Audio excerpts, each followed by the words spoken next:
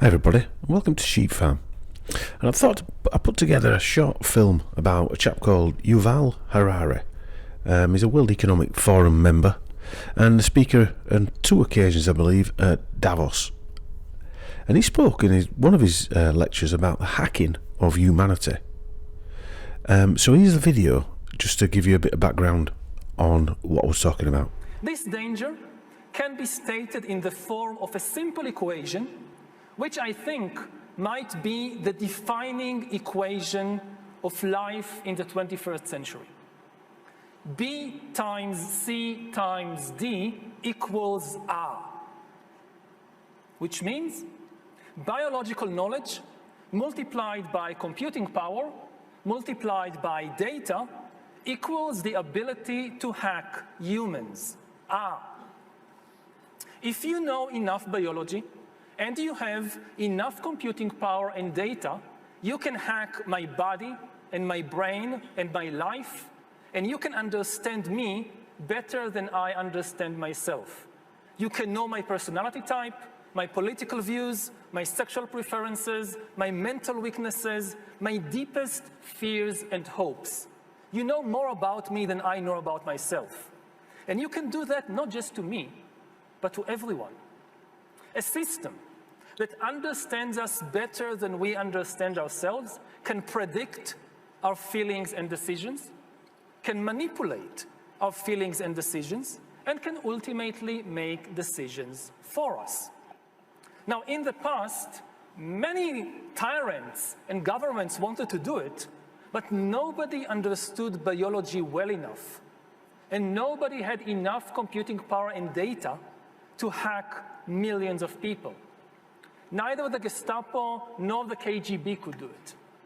But soon, at least some corporations and governments will be able to systematically hack all the people. We humans should get used to the idea that we are no longer mysterious souls.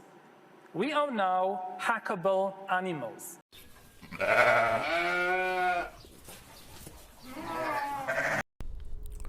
This type of information goes along with the other information that's on Sheep Farm by Professor Giordano.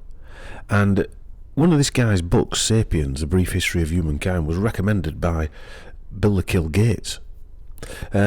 He was born in Kiryat Atta, Israel, which was, I think, part of the Balfour Agreement as well. And he pursued postdoctoral studies in history as a Yad Hanadiv Fellow. Now, the Yad Hanadiv Fellows are the Rothschild Foundation. It is a Rothschild family philanthropic foundation in Israel. So he was taught by the Rothschilds. In 2018 and 2020, Harari spoke, as I said, at the World Economic Forum in Davos for Klaus Schwab. He is a talker, a lecturer, talking about all the things that Schwab goes on about. In 2002, he met his husband, Itzik Yahav, and together they run Sapienship, which also sounds very Schwabian. And if you read what this organisation actually is about, it's a social impact company that advocates for global responsibility through initiatives in the fields of entertainment and education. They also donated $1 million to the 91 Divok Solidarity Fund that was organised by the World Health Organization, funded by Gates. But when you look at a lot of these companies, like this guy runs Sapiens, a lot of them are just doing, I don't understand how they're actually companies. What are they actually doing? They're just spouting off all this global nonsense, and they don't actually achieve anything.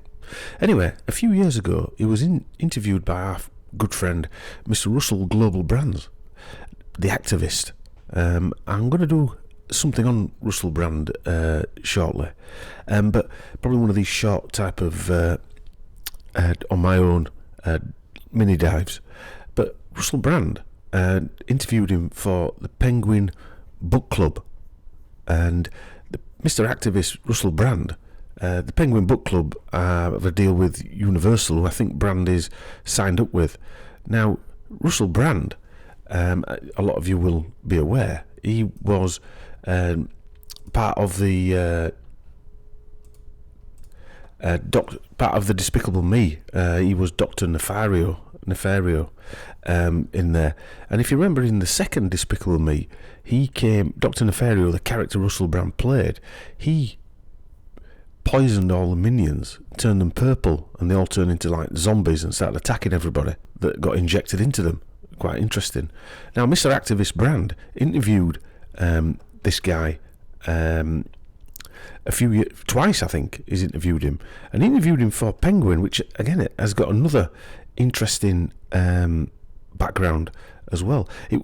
It's now owned by a company called Bertelsmann, a German company with 18 billion euro sales, and in Nazi Germany it was the big publishing house for them for propaganda, and it was run by a guy called Heinrich Mann, and he was in the inner circle of the SS and sought to turn his company into a National Socialist model enterprise.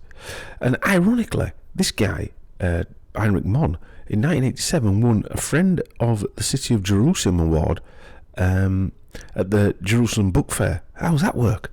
So you've got a Jewish guy here being interviewed by a company that was owned by an ex-Nazi, he's passed away now, and he's portraying this world peace thing. And you've got Activist Brand fronting this up, who's Mr. Activist fronting up a company that was basically a Nazi propaganda machine. Anyway, this is a short video. I hope you enjoyed it. We'll be back with some more stuff soon when our Chris is a little less busy. It's a bit packed out at the minute. We've got some really good stuff coming up. So we'll see you next time. Bye.